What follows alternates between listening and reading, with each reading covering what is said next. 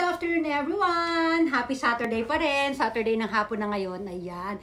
Pero babatiin ko pa rin yung ating Irenatics, Team Charan at Charanatics. So, ayan. Gusto ko lang ipakita yung itsura ng aking damit kanina without pandoble, di ba? Kasi kanina nung umaga na nagcharan ako, may pandoble siya. So, nandito na tayo sa loob ng bahay. Kaya, ganito na lang muna tayo. Dapat talaga magluluto ako para maipakita ko lang ang aking damit na ito. O, di ba? Pero, dito na tayo sa loob ng bahay. Mag-flex ulit lang. Dapat ka muna dyan, ha?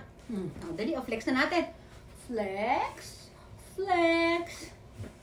Flex! Di ako masyado makapag-flex dito kasi medyo kikita nyo, masikip siya, di ba? Ito, si Brandy na lang ipapakita ko. Brandy! O, di ba? Hindi na siya nakakasama sa mga reels ko kasi kadalasan sa labas ako gumagawa ng reels. So, ayan. Ito lang naman. Magbabay na tayo, Brandy. Bye-bye! Bye!